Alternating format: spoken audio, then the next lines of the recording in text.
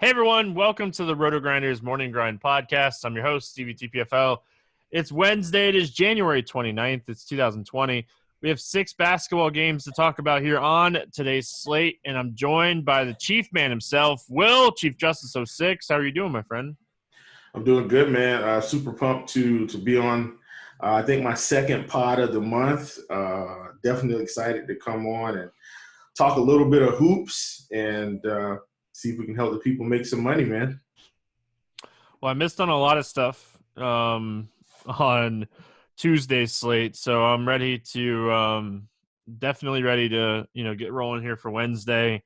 And it's not even like I missed. Like, the biggest miss for me was Trae Young. Like, I went way overweight on Trae Young, and yeah, he just dudded, man. 38.5 fantasy points is a dud nowadays. So it was one of those games where it wasn't good for Trae Young. So the Raptors handled that game with no problem. And yeah, just ready to move on, get started here on this 6-game slate. We have only one game with a total out so far, so we have a lot of news that we're going to be waiting on here throughout the day. So we're going to give our general thoughts and get started with Chicago at Indiana.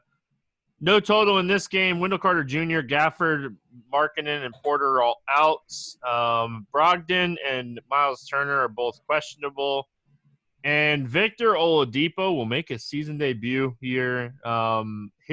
He will have his minutes restricted until the All-Star break. But we have no idea what that minute restriction is. So we'll have to kind of wait and see. Let's talk Chicago first. Anything stand out to you for the Bulls?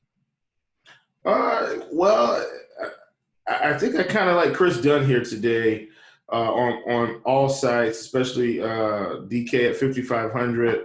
I think that is a great price point for him.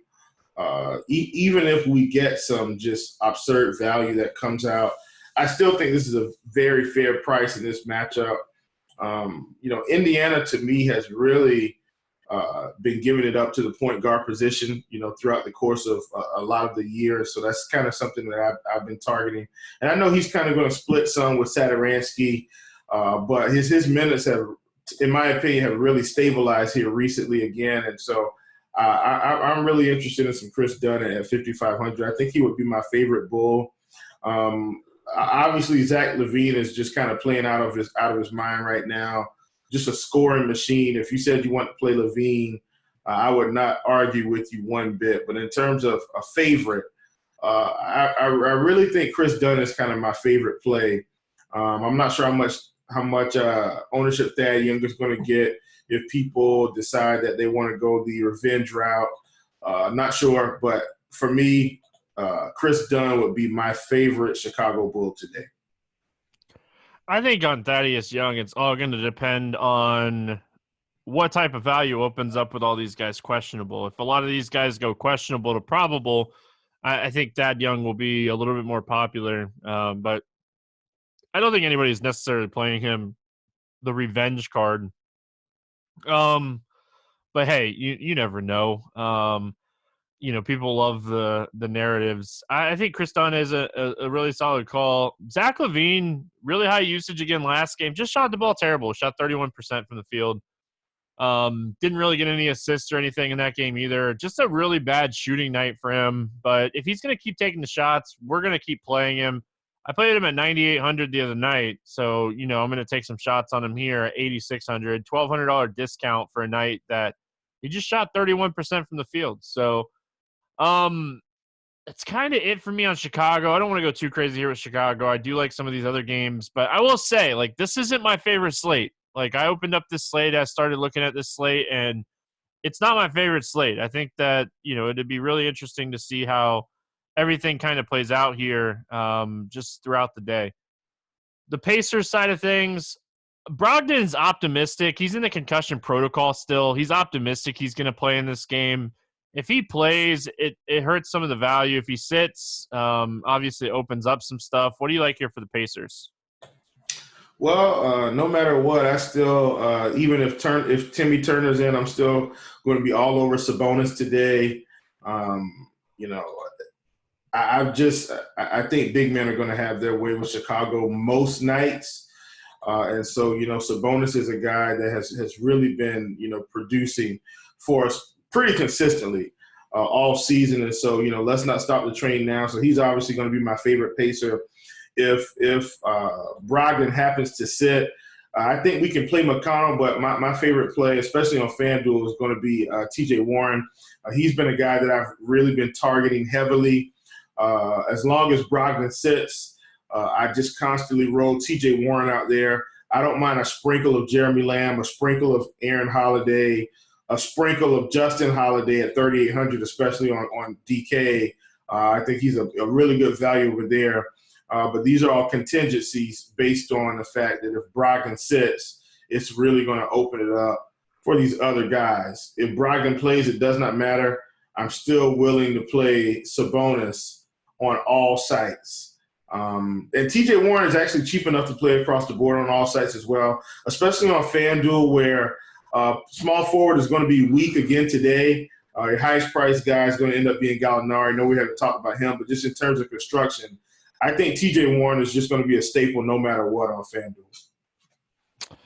So if Brogdon ends up sitting again, I think Jeremy Lamb at 5,200, 34 and 28 minutes in the last two games with Brogdon out. The minutes are going to be there. The matchup isn't fantastic, but it is a matchup that opens up a few extra rebounds. Just in general, Chicago, worst rebounding team in basketball. If Brogdon sits, TJ McConnell is going to play the minutes. His price is okay. He's okay, depending on, what type of injury news that we get throughout the day. And Aaron Holiday, 27 and 30 minutes in the last two games. So Brogdon's minutes really kind of got split through Lamb, McConnell, and Holiday. I would expect the same to be the case here if we get news that Brogdon doesn't play. But I agree with you. Sabonis is a fantastic play here. He's missed both games against this team this season. This should be a spot that he is going to crush in, a guy that is, a double-double machine, double-doubles in 8 of the last 10 games. Just this is a double-double spot. This is a, potential 25-15 game type of game. So love Sabonis here. Miles Turner, if he was a little bit cheaper, I think I'd fire him up in some tournaments. I don't hate it, but I don't love it. And then if Brogdon plays, he's only 6,600, and it was concussion. So if he plays, he should be good as far as minutes. We move on. Detroit at Brooklyn. No total in this game, and the big reason why is Andre Drummond is questionable. Blake Griffin and Kennard are both out. Kyrie, we're going to put him as questionable. They said that there's a good chance that he will be available Wednesday, but Coach Kenny did say that he would not speak for Kyrie. And so, if Kyrie's not ready to play, he won't play. It sounds like the Kobe thing is definitely hitting Kyrie pretty hard. So as it's hitting hard, a lot of people. And, shout out to Spencer Dinwiddie on Brooklyn. He's changing his number. He was number 8, right? And he went to 26. I know Terrence Ross is number 8 for the Magic, and he went to, I think, 36 or something like that. So shout out to these guys, respecting the legend of Kobe Bryant. What do you like here for Detroit? Yeah, man. I mean, I think everything kind of hinges on Drummond here. If Drummond happens to sit, then I mean, believe it or not, man, Thon Maker has been pretty good on nights that Drummond has sat. I mean, he's not a guy that's going to go out here and get 40, but at 3,800 on DK, a guy that can go out there and get you 25 to 30.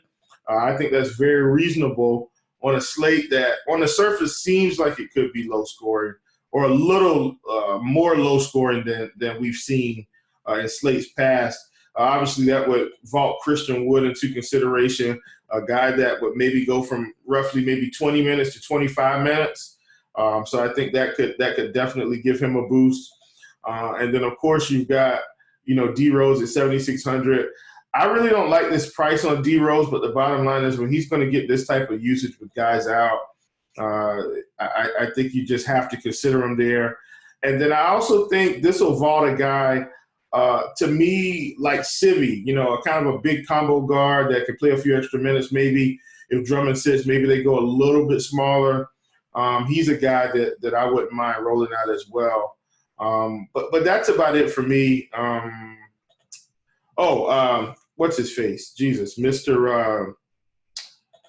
The Morris brother. Is it Markeith? Markeith would definitely play. He's playing pretty stable right now, but I think it would open up a few more opportunities for him in the second unit. So I wouldn't mind him either, but these are all contingency plays. If Drummond plays, I'm really probably only interested in Drummond. Yeah, if Drummond plays, Drummond's a fantastic play here. Derrick Rose expected back.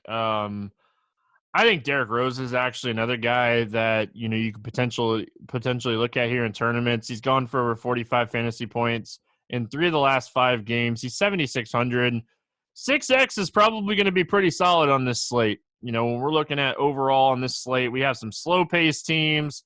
Obviously, a lot's going to depend on Capella and Harden. You know, we'll talk about that game when we get there. But, you know, we have some slower-paced teams on this slate. I wouldn't expect that we have a ton of high totals on this game or on this slate. So a lot of injury news will determine this slate. But if Drummond plays, I really like this spot for him. Any of us that played him the other night, it was bad luck that, you know, he had the injury. But gotta love it. Gotta love NBA. Anything can happen any night. But yeah, like outside of that, like I like the Thon Maker call. I'm hoping that he doesn't get a ton of traction today. In very limited minutes, this guy has been producing at a very high rate here recently. He's 3,800. And if Drummond was out, this guy could easily go like 7-8x. So yeah, we never this is the spot. If Drummond's out, like this is the spot for Thon Maker to get your 40, take it, and then just run away. Yeah, it's Brooklyn, Will. It's Brooklyn. Right. All right. Let's talk Brooklyn. You know, I kind of expect Kyrie to play. I expect Kyrie to have a big game. Like, I when Kyrie plays again, whether it be tonight or in the next game, I'm playing him. Yeah, I mean, I totally get it. And the crazy thing about it is, I mean, you know, do you think Dinwiddie's going to come out and play inspired ball as well? It's one of those things, man. This is the intangible part of fantasy sports where I mean, obviously I haven't talked about it. I did talk about it a little bit yesterday on Grinders Live, or the day before yesterday. But I mean, obviously no one's thrilled about this tragedy that happened to Kobe. But you have to think guys that are close to him, like a Kyrie, a guy like Dinwiddie, kind of setting the stage, you know, one of the leaders that's kind of going to change his number in honor of Kobe. You got to think these guys come out and play inspired basketball. And I know that's not easily quantifiable or quantifiable at all in terms of what we're going to see. But the reality is I think these guys are going to want to come out and put on an exceptional performance. And so I think even Dinwiddie's in play for me based off that alone. No numerical analysis, just I think they're going to want to come out and do something special here. So those are guys I like. If Drummond says I'm going to be all over Jared Allen, I know that DeAndre Jordan's coming back, so you know I get it. But I still like Jared Allen here at 6,100 in this spot.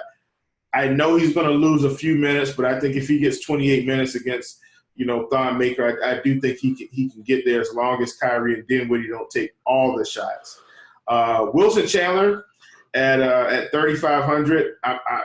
I think he's a guy in deep tournaments that you kind of sprinkle in. If he gets 20 minutes, he's kind of right around that Thon Maker price where, you know, he can get you 25 to 30.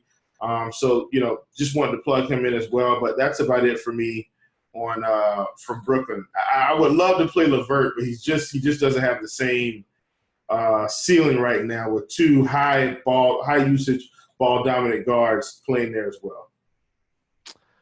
Yeah. Well said, Will. Well said. Like, you know, I don't really have too much to add here. I wouldn't play Kyrie and Dinwiddie together at their price points. I think that's the only thing that I'll add. I don't mind playing either one of these guys. You know, we saw Dinwiddie the other night come out, take 17 shot attempts, put up 37 fantasy points. Solid game, but not terribly solid for a $7,500 price tag. Like, the floor's there, but I think Kyrie plays. I think Kyrie goes off. I think Kyrie goes off in this game. So definitely want to be looking at, you know, Kyrie Irving here. Memphis. I will say this. Oh, go ahead. I do think It's a little bit closer on FanDuel because Dinwiddie's like 6,900, Kyrie's 9,300. It's close. If I landed on Dinwiddie as a last piece, I wouldn't feel bad. All right, there you go. Memphis at New York, taking on the Knicks. Hey, we have a total in this game. It's 224. Memphis favored by 2. Both these teams on a back-to-back. We're going to put Jay Crowder and Melton are both questionable. They both missed the game on Tuesday. We won't have an injury report on this game till later in the day. On the New York side of things, Barrett's out. Like, he won't be reevaluated until, I think, Monday or Sunday, I think is what I saw. So he's out. He might not come back until after the All-Star break. All-Star break's right around the corner. Let's talk Memphis here. You know, I really, really, really whiffed on the Memphis game and the Denver game. It was one of my favorite games on the slate on Tuesday, and it never really got to the point where I thought it was going to get to, Will. It was a slower paced game for a Memphis game. Valanciunas had a really solid game. Dylan Brooks looked like he was going to break the slate and then just disappeared in the second half. Like, it was one of those – it was one of those really disappointing games. Is there anything standing out to you for Memphis? Listen, I think this is a prime bounce back spot in my opinion here. I think, you know, especially if these guys happen to sit, I think this is a right back to the well spot. I mean, we've seen Memphis totals really get up there. And let me see here. I want to make sure I'm firming up. So I think we've got the same total. I'm at 224.5. That's where you're at, right? 224. Okay, I'm at 224.5. It might have gone. I always write down the opening lines. Yeah. Okay. Either way. I mean, that's close enough for me. I mean, I think I'd be taking the over on this one right about now. I mean, we've really seen some of these Memphis games really get up there. And so I think this is probably going to be a favorite game of mine. It's just trying to peg the pieces. Obviously, we'll need to know about Crowder. You know, he's out today. We'll need to make sure he's going to be out. Melton, we'll need to firm that up. But overall, man, I think, you know, this is a good spot. John Moran, I think this is a perfect time to go right back to the well. Dylan Brooks, same thing. I don't mind going back to the well or JV. I'm not as interested in Jared Allen, but I would really prefer those other three guys that we mentioned. And then one other guy I wanted to mention, Brandon Clark at 4,900 on DK. I don't think he's going to get much ownership, but has really been producing in his, 23 to 24 minutes most games. So he's a guy I think if you're targeting this game, I would definitely like to get some exposure to him. Really like him. Kyle Anderson, maybe I think he's more of a FanDuel play in my opinion. But, that other core group, Ja, Brooks, JV, and then a sprinkle of Brandon Clark, I really, really, really like that approach for this slate, just kind of jumping off the page to me. Yeah. Hey, just because it didn't work out on, Wednesday doesn't mean that I'm not going right back to the well when it comes to Memphis on this slate. Obviously the Knicks, not the greatest defensive team in the world. So, yeah, when I'm looking at this spot, the Knicks I think they're bottom 6 or 7 defensively. Morant's first game in New York, Madison Square Garden, that's always always fun. But I still think his price is just a little too low. I hate the fact that it's a back-to-back. I don't like taking shooters on back-to-backs. I talk about this all the time. We've talked about it with beat writers before. We had the Detroit beat writer on before a long time ago, and we talked about that. So when I'm looking at this, Will, I think going back to the wall on Dylan Brooks again. This dude, it looked like he was going to break the slate. He was going bonkers, and then just disappeared in the second half. I don't mind going back there. I don't mind taking a shot on Triple J in this game. I'm honestly, I'm worried a little bit about the back-to-back for some of these guys, but Memphis is young. It's a young basketball team. So, and they're coming off of a win against Denver, and nobody played over 35 minutes. So, I think Morant, Brooks, Jackson, all very much in play. If Crowder's out, I don't mind going back to the well on Kyle Anderson. I don't mind going back to the well on Brandon Clark. Those guys are fine. They're not, lock and load plays. But again, this slate is really going to be determined by the value, we have some value guys, but, obviously it's just going to be determined on some value. Let's go to the Knicks side of things. I've been playing a lot of Elf Payton here with the injury to Barrett. He didn't do anything great. He wasn't terrible. He averaged a fantasy point per minute against Charlotte. That game, very slow paced. It was ugly. I think there was 189 points scored in that game. It was kind of everything we expected it to be. I don't mind going back to the well here on Elf Payton. This is a huge pace up spot for New York. It's a back-to-back game. I like the idea of Elf here. I don't hate Julius Randle. I just don't love the price point. Yeah, man, I totally get it. I just in games like this is where I kind of decide that maybe I take a shot, even though he's slightly overpriced, and possibly look for the upside. I'm with you. I do think this is a better game to target on FanDuel overall. On DK, these prices are definitely more. Like Marcus Morris is 6,500 on DK versus a FanDuel price of 5,800. That's a totally different price point there. It gives you a lot more meat on the bone. So I'm with you. Elf Payton 6,300, roughly the same one on FanDuel as well. But these prices are up there. I think the guy that I'm most interested in would be Mitchell Robinson in this game. Stevie, and I've been trying to find some firm news on this, but if this is correct, I think this could really be a slate-altering play. I've got some news that Bobby Portis is going to the G League. Now, I don't know. I've been trying to find more news about it, so I'm just kind of talking about it on the air. But if Bobby Portis is going to the G League, then I think Mitchell Robinson could be a slate breaker here. This could get really ugly really fast. Todd Gibson may even get a few extra minutes in this spot. Who knows? But that's just something I want to put out there. If Bobby Portis is going to the G League, look out, Knicks. We're going to end up in a situation where now we're one less big man, and we've got Robinson and Gibson to maybe worry about at Randall. And I think that catapults those value big men squarely in play. Like I said, I've been trying to find the news so I could firm it up. May not be able to find it before the pod is over, which I probably won't because I'm not going to worry about it anymore right now. But just wanted to put that out there. That's crucial news if he's headed to the G League. Yeah, it could be for a few days, but if it happens, I'm seeing a couple reports on it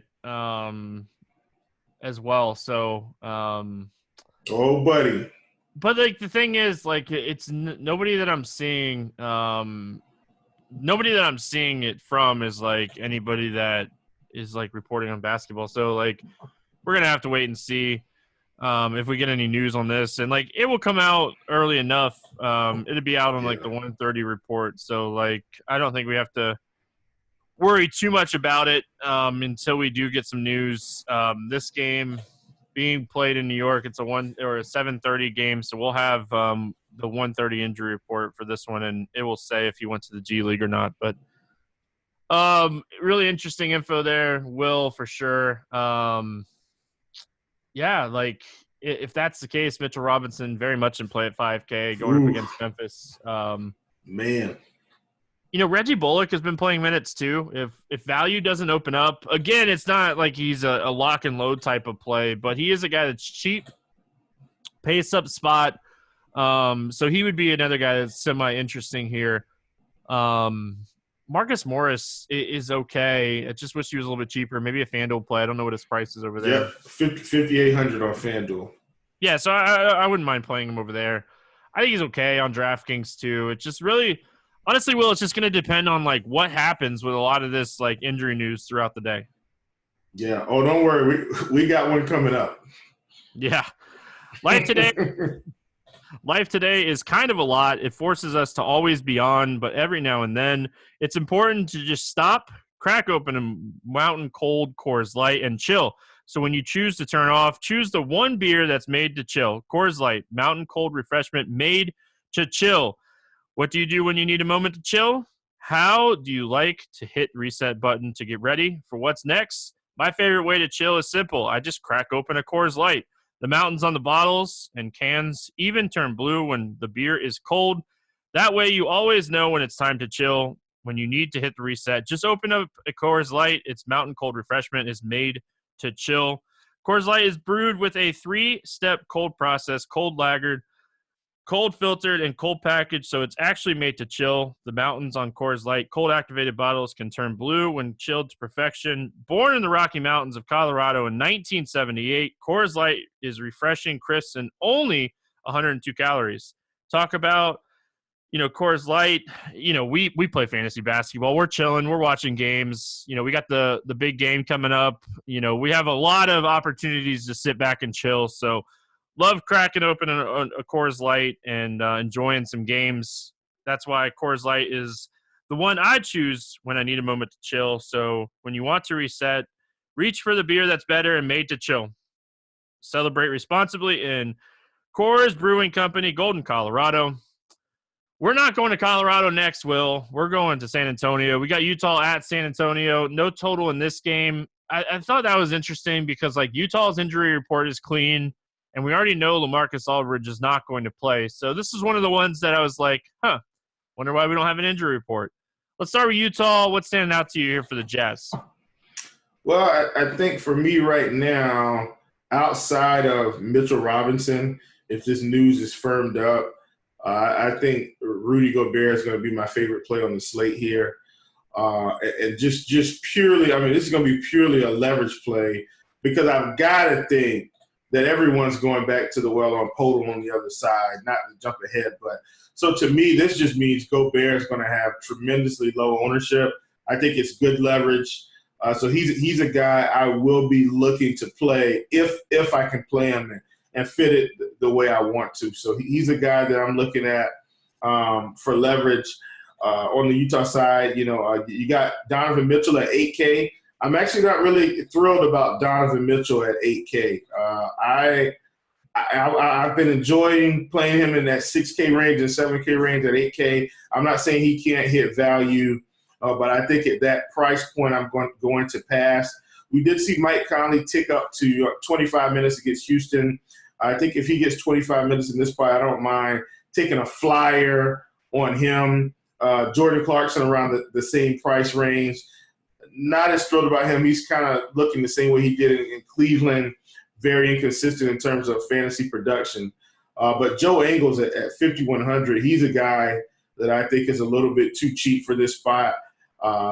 Still playing 30 minutes. So at 5,100, I think him and Rudy Gobert are going to be my favorite guys from the Utah Jazz.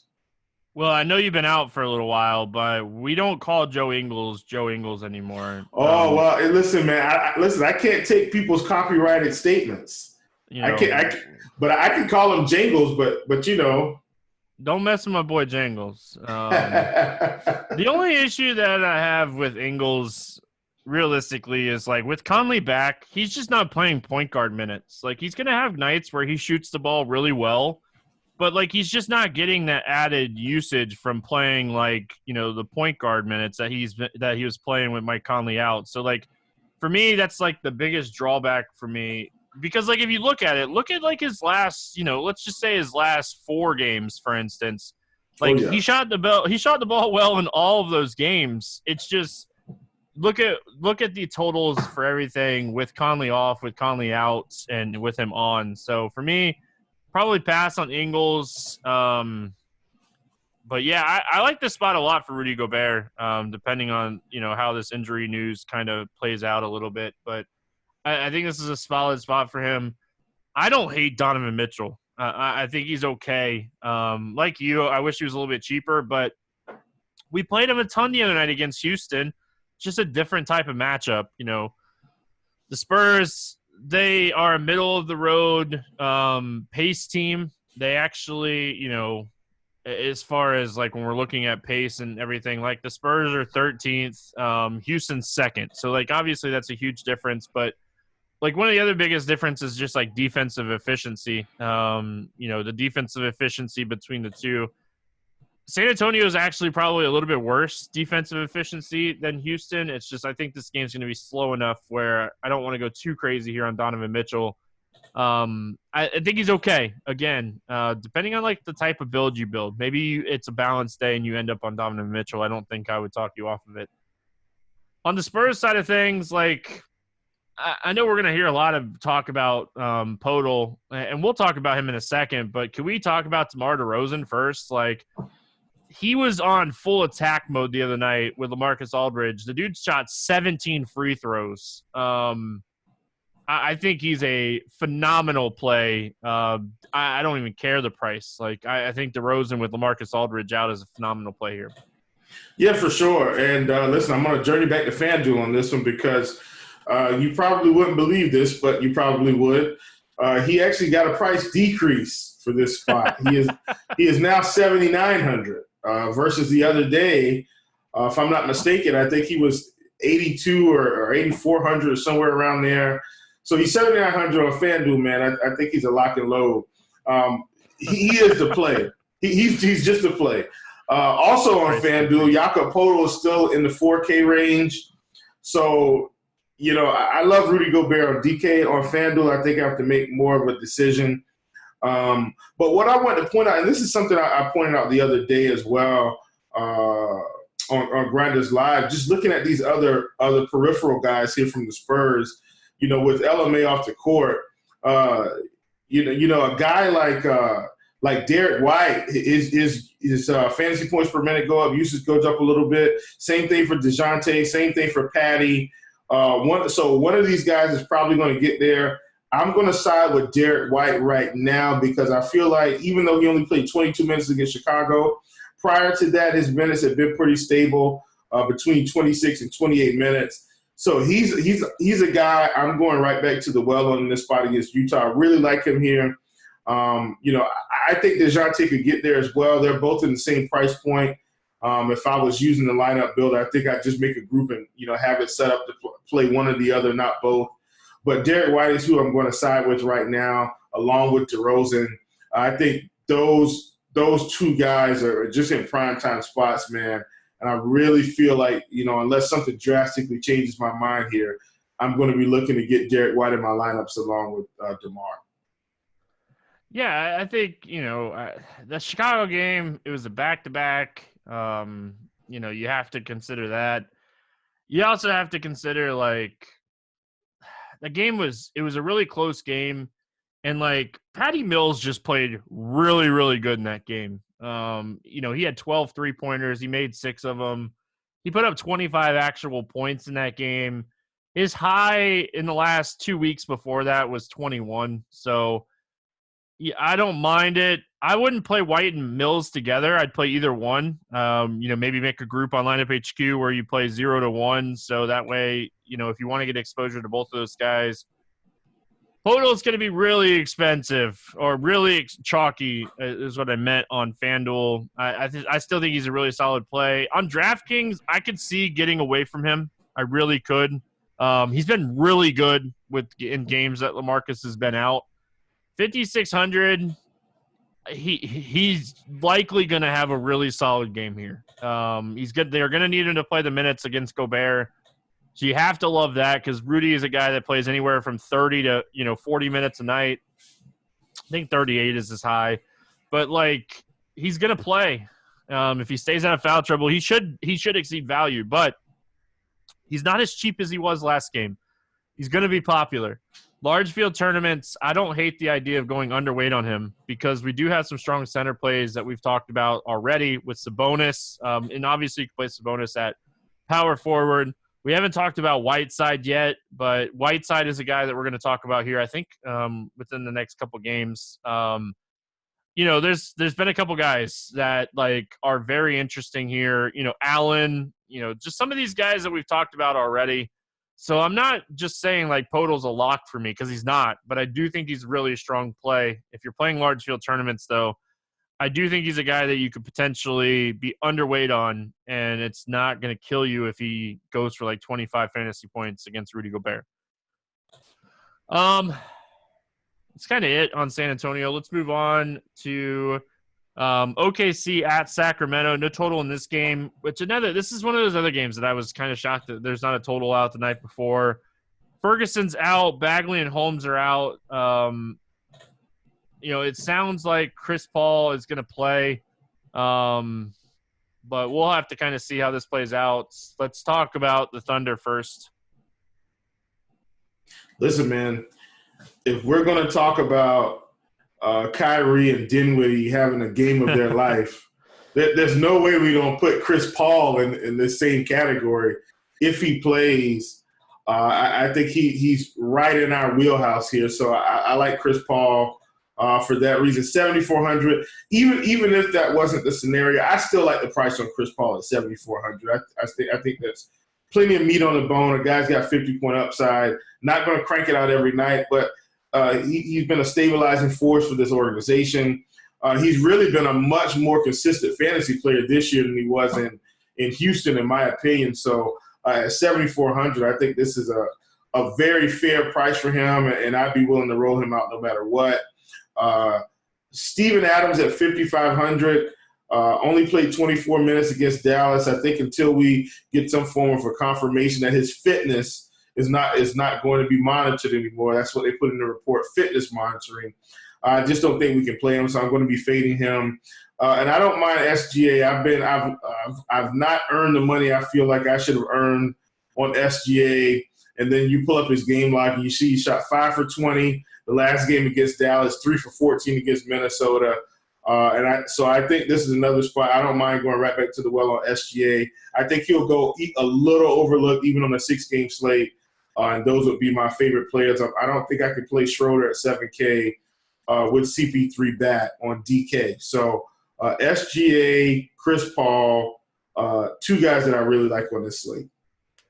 Love Chris Paul on the slate. Love Chris Paul on the slate. And whether you want to play the narrative of him coming out and putting up a big game or not, Sacramento has just not been good against guards in general this season. Whether it be point guards or shooting guards, they allow a little bit more fantasy points to shooting guards. But, this is a good spot for Chris Paul. I think this is a good spot for SGA as well. I think both these guys are super solid. Adams has played 24 and 23 minutes in the last 2 games. They've been kind of ramping him back slowly. I think I'm going to need to see him play a 30-minute game before I roll him out there. But if you're playing large field tournaments, he's 5,500, and the minutes are slowly going in the right direction. So just want to keep an eye on Steven Adams as far as that goes. Gallinari is okay. He's more of a play on FanDuel, right? The position eligibility on FanDuel is just really kind of weak, right? Oh, man, yeah. And I still don't think I'm going to play him on FanDuel today. I think I'm just going to stay in the 5 and 4K range. But if you're going to play him, I think FanDuel is where you do it.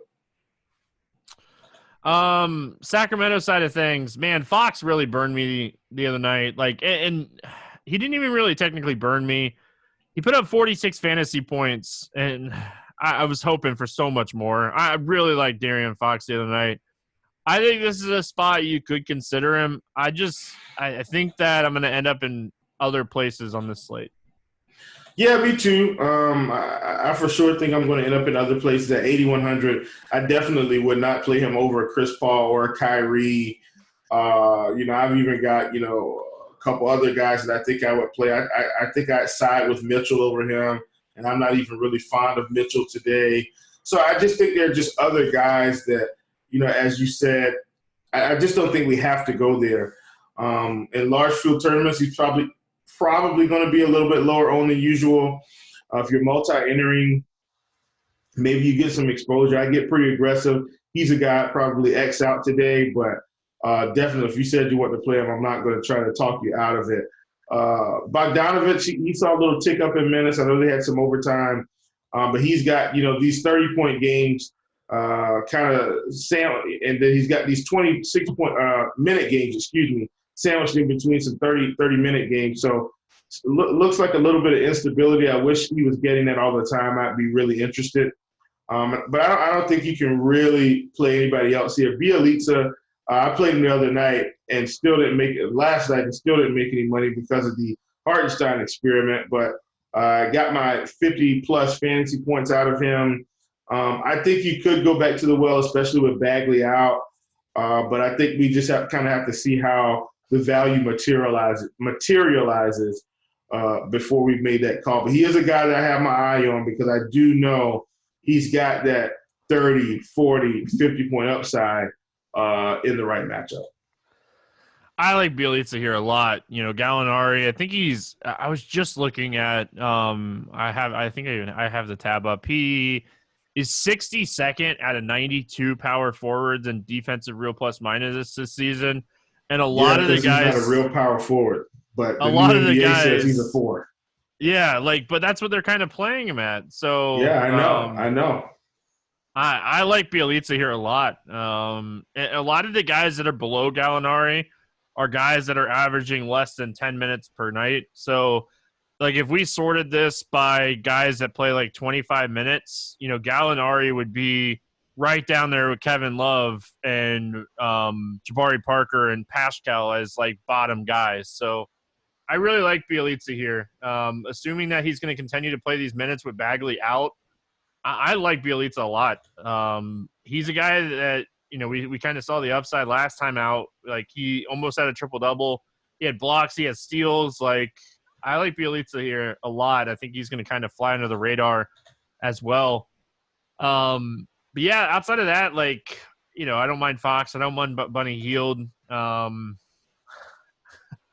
Probably won't play Dwayne Dedmon or any of these guys. Listen, Dedmon is probably the tournament play on this team. His minutes have been awful, but if he got 30 minutes here, he could do some damage. Yeah, if Steven Adams is limited in this game too, are they really going to roll him out there a lot? I don't know. Yeah. But when you consider the matchup, if they're going to use Noel and they're going to use Adams, but foul trouble a couple times, I don't know. I guess you're right. Dwayne Dedmon is an interesting tournament play, but yeah, because everybody's off of him right now. I wouldn't play him if I was playing in 3-entry max or one lineup. But I'm saying if I'm rolling out 150, I think you get a little bit of Dedmon exposure. He's got to be probably 4 or 5% on tomorrow, if that. All right. All right. Well, last game here, Houston at Portland. No total in this game. Makes a ton of sense. There's no total in this game. Capella and Harden are both questionable. Green and Nene are both out. Collins, Lavassier, Hood still out for Portland. Let's start here with Houston.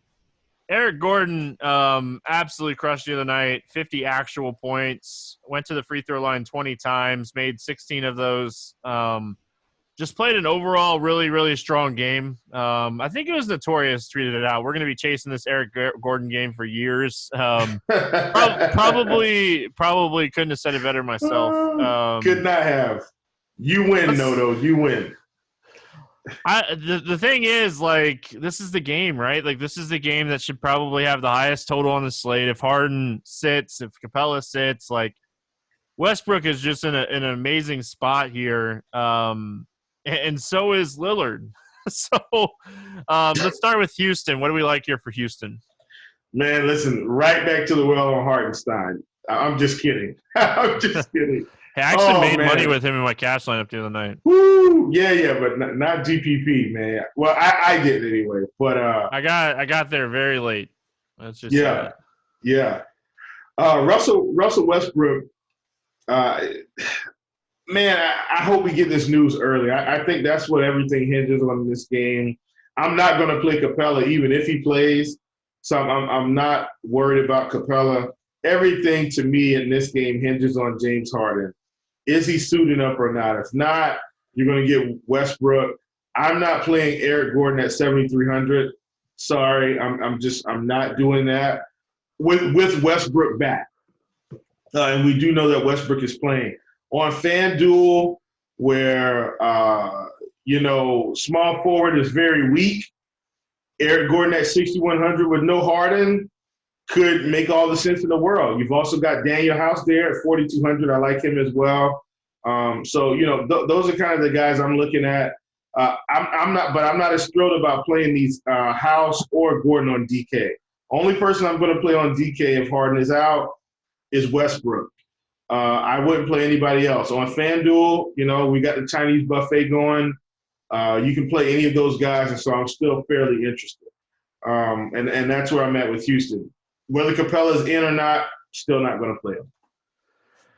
Yeah, like I don't hate Capella here. I like Whiteside more. We'll talk about him in Boom. just a second. Like they played Cephalosha and PJ Tucker at the 5 the other night against Utah. Like if What was Capella that? sits if Capella sits in this game, like Whiteside against those guys, good luck. I'll just say that. But yeah, I love Westbrook here. I like him a lot more if Harden sits. But Harden and Capella both got upgraded to questionable instead of like doubtful and out. So we'll kind of have to just kind of see how this goes. I see a scenario with both of these guys playing. If they both play, I still like Westbrook a little bit, but I kind of like Harden too. Like this is a guy, he's 10-6 now. It's been a long time since he's been in the 10K range, like January 3rd, 26 days ago, and he was 10-9, so barely under 11K. He's 10-6. So if Harden plays and they say he's good to go, fire him up.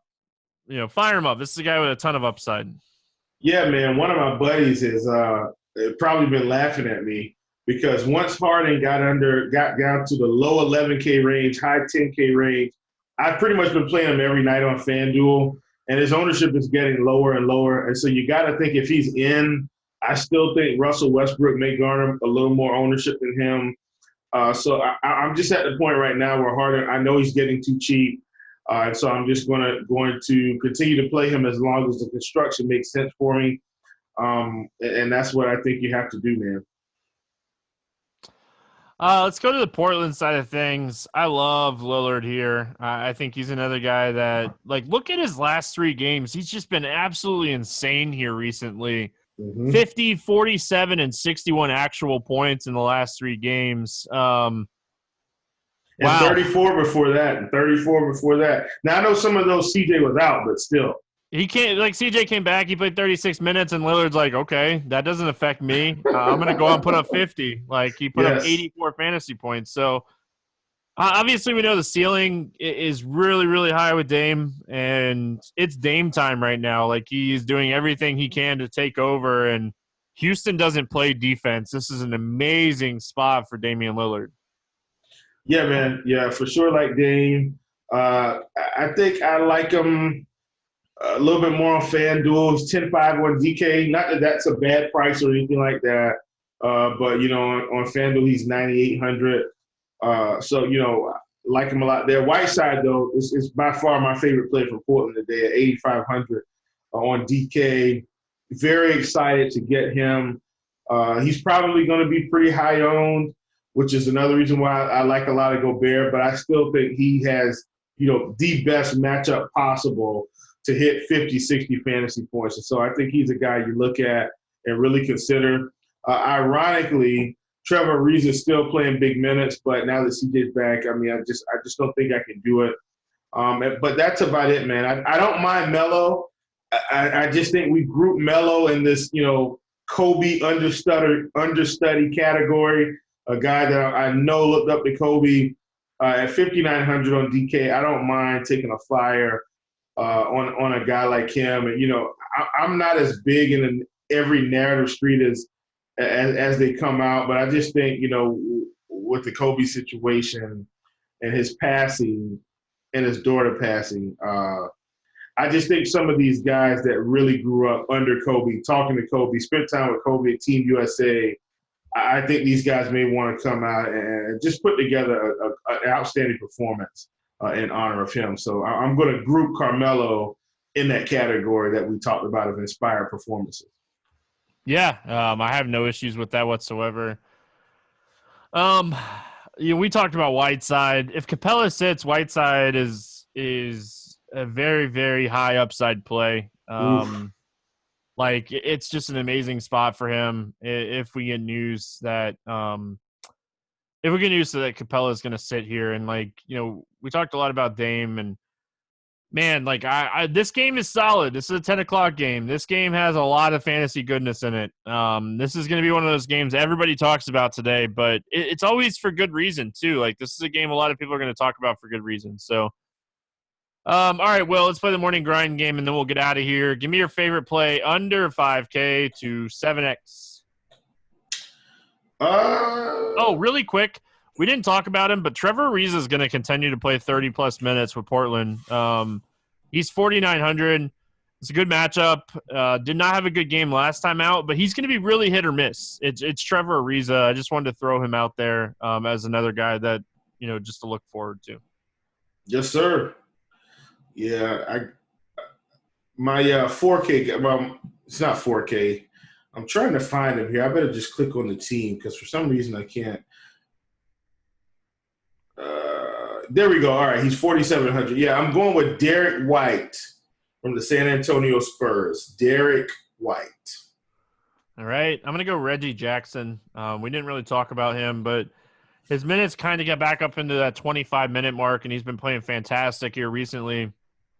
I really like this spot for him if he's going to continue to get this usage with this second unit. So 4,500, I think he's a guy that could 7X on this slate. Will, give me your favorite play over 8K to under 5X. Who's your bust today? It's really tough, but I'm going to go with Mr. De'Aaron Fox against OKC. Yeah, I like a lot of these guys today. I'll be honest. Like, there's not one that's, like, standing out to me as, like, oh, this guy is not going to get there. Yeah, so I like a lot of them. My least likely guy that I would be playing a lot of here is probably Zach Lavine. I like a lot of these guys, but, like, I'm just saying, like, he's the guy that I end up on the least amount, so he's just going to be the guy that I choose. Yeah. Next up, we got favorite 6X play. Who do you got? Man, there's a lot of these today for me anyway. I think I'm going to stick in this vein, man. A guy that I think is really going to play some good basketball. I'm going with Chris Paul at 7,200. I really feel like he's going to leave it all on the floor. It's like the second day. I'm going to show you the same time. Look, CP3 was the guy that I had written down for my answer. This is 2 days. Listen, this is 2 days this week. Stevie, quick fact. For those of you that don't know, so Chris Paul grew up playing basketball around in the general area where I live in the Carolinas. When Chris Paul's granddad passed away, he purposely went on a mission to, I think, score 61 points, if I'm not mistaken. Now, I could be wrong about that. You can look this up, though. He's told this story. I'm not saying he's going on that type of a binge or whatever for this game, but it's just that's fresh in my mind as we're talking about it. It's making me really like CP3 here, man. Yeah, I'm going to go with Morant. I really like Morant here in this game against New York. Yes.